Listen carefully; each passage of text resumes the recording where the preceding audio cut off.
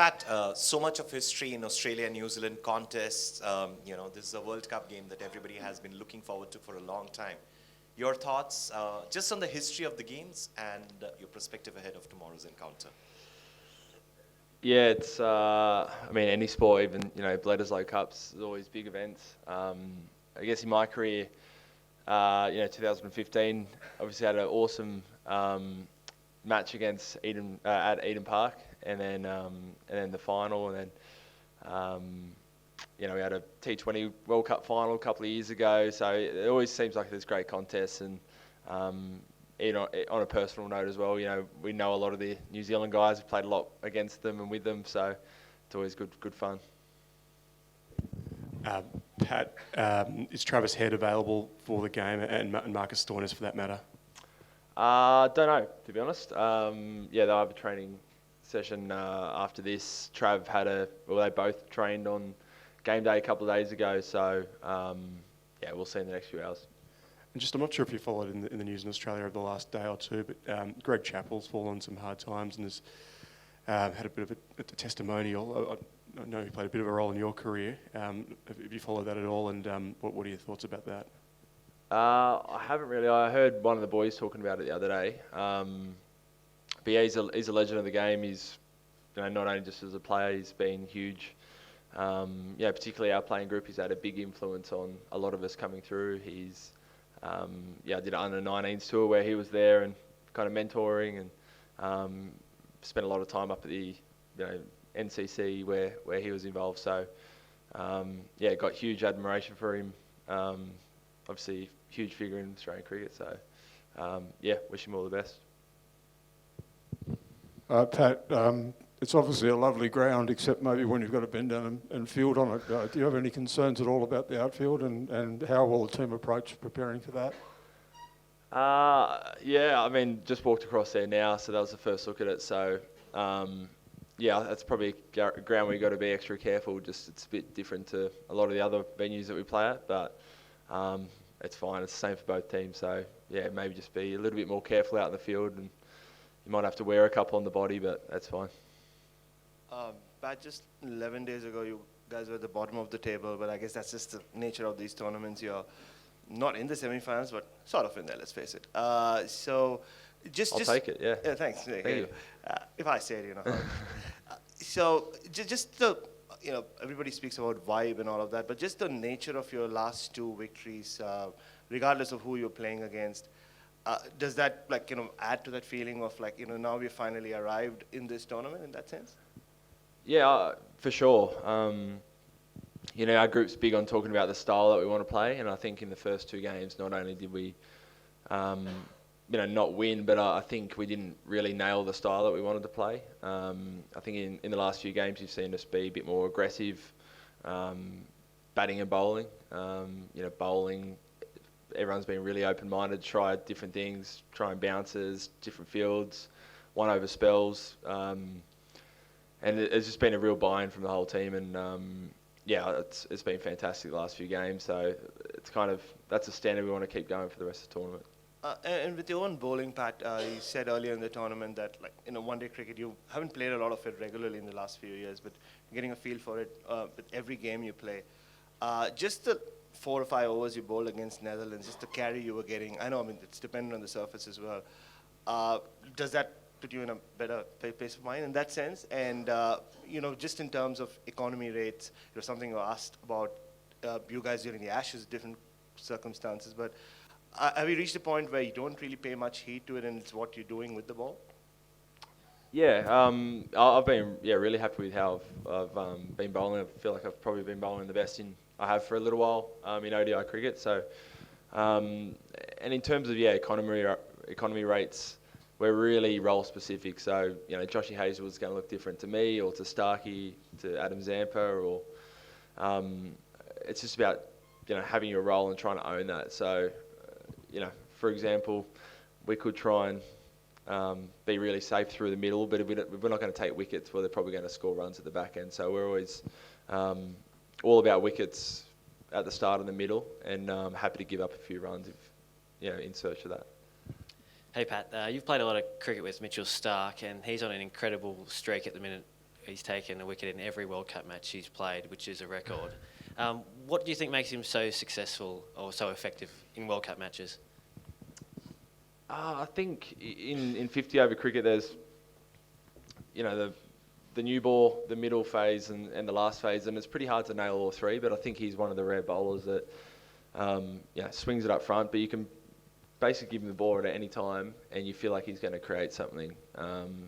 And you know, again, I think he just keeps getting better and better. He's wobbling the ball across right-handers. He's bowling round the wicket probably more than he did in, say, 2015. He's got plenty of tools at his disposal, and you know, it's pretty amazing that he's been able to keep up the pace for that long as well. And outfield aside, where does this ground rank in terms of the most picturesque? Yeah, it's right up there. Yeah, you think of Cape Town, this one's probably, just beautiful. As you saw, as soon as we got off the bus, everyone goes right out the front, gets their phone out, starts taking photos. You just got to do it when you're here. So it's beautiful, beautiful, clean air, looking up at snow-capped mountains. It's great. Pat, just wanted to ask about the kind of roller coaster of Glenn Maxwell, like the Golden Duck against Pakistan, and then the other night. Like, have you kind of been in a partnership like that before, where I think you made 8 out of 100 and something? And don't need to focus on that, mate. 100-run partnership. Yeah, you supported him well. But what's that like to watch? And then how important is he? To have him firing for the rest of the tournament. Yeah, that was just insane the other night. Maxi's got that in him. And he just, with that kind of play, they're not going to do that every game, but he does it often enough to be worried every time he walks out there if you're the opposition. So I was lucky to be down the other end, see it firsthand. Just the creativity that he seems to have to find boundaries in just different spots. Just incredible. He said to me with 3 or 4 overs left, he goes, "I just want to face many balls here and own these last 4 overs," and he did it. So just insane. And I thought his bowling this tournament has been fantastic so far. And as we saw the other night, he's a superstar. Pat, we're having a day game after a long time of day-night cricket. Your thoughts on that, and how does that change your permutation combinations and planning going into it? Yeah, it feels a bit more like a test match, getting up in the morning and turning up here. So a little bit different to what we used to. We'll have a bit of a think this afternoon to see if that changes anything to do with, say, the toss, or obviously at light, maybe dew, maybe swing under lights is a bit of a factor you think about. So we'll have a think. Pat, just further to Bharat's questions, you're still a fairly young ODI captain, but you talk about role-specific roles for the bowlers. Does that require you to tell yourself to hold your nerve when a guy's gone for 25 or 30 off 2 overs and it's the plan, but it's looking pretty ugly? You've got to... it's all a balance. I mean, luckily in our team we've got plenty of options, so it always feels like you can bounce between plans a lot. It does feel like a real luxury, but you've got to know when to cut your losses as well. There are times where you can't create anything out of thin air. The ball's not doing too much. You're bowling cross seam. It's a good wicket. So there are times where you just feel like you need to hang on and change plans. Pat, just on Josh, about 3 or 4 years ago, bowlers like him who was just so consistent were not getting picked because they were quote unquote too predictable. Now that he and some other bowlers like him who can just bowl line and length have made such a good comeback, what kind of luxury does he provide you as a bowling unit when you know that this guy is not going to go for more than 50 any game? I mean, he's been consistent his whole career. He's been a gun. So I don't think him being predictable has ever been a problem. He's I think even in some of those times when he wasn't in the team, he was ranked number 1 or 2 in the world. So he's fantastic. He's another one who I think now can bowl at any time. But you're going to get quality up front, and as you said, consistent. Just rarely gets hit off his length, and just again another real luxury having someone like him in the team.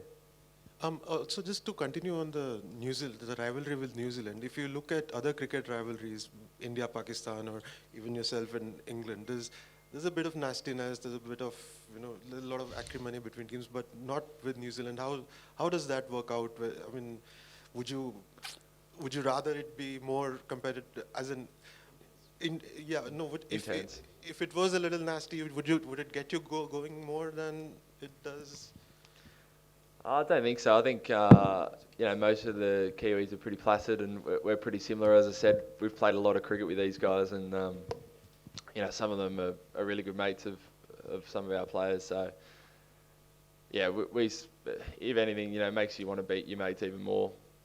But yeah, it'll be intense out there. Yeah. Pat, this the Dharamshala track hasn't been the easiest in terms of batting, and especially you coming from that Delhi game. What's your approach in terms of handling the track? Because there's a Santner, there's Zampa, slow bowlers are doing really well. And apart from that England game where they scored over 300, every other score has been near about 250, 260. So what's your approach in terms of the track here, especially coming from the Delhi game? Yeah, it's a new venue. You've got to assess when you're out there what you think is going to be a good score. So it might not be a 400 run game or innings, but yeah, it's just we talk a lot about playing what's in front of you, assess the conditions, and as a batter you build your innings around that. As a bowler, we assess what's going to work, whether it's cutters, swing. So new venue. We'll just make sure we're looking at it closely. Pat, just about when Travis Head does come back in, Steve Smith spoke to us the other day, and he said, about batting at number 4, he would prefer number 3. That's his position. What has that chat been like, and how many times have you had to had that chat with him to sort of convince him to go down one position? I think he said himself, do whatever's best for the team, and Trav's been amazing over the last 12 months. Mitch Marsh at the top's been amazing. Davey Warner's, obviously a superstar up there. So, we think that's the best way to set up the team, and we're really excited with how the batting lineup looks like that. So, no, it's been fine. We all do some roles that maybe you're not is your preference, but it's what's best for the team. So it's fine. Pat, you mentioned close friends in other teams. Imagine you would have been heartbroken to see England suffer a defeat last night. What was your reaction to that, given you've got them in a couple of games' time? Obviously got them in a couple of games' time, so we'll have a close look there. But yeah, it's it was sad to see. Don't have much for it. Has the margin of victory and defeat in this World Cup surprised you at all? Like when teams are winning, they're winning real big, and when they're losing quite badly. Have you managed to kind of pinpoint on why this is so? I think a lot of the time you speak about, chasing down whatever the opposition, puts up. I think this tournament, the trend for most of the teams has been you put a big score on the board, and then kind of as you're searching for run rate, you fall well short. So, yeah, I don't know. It has been surprising. There haven't been too many super close, right down to the wire games. But, yeah.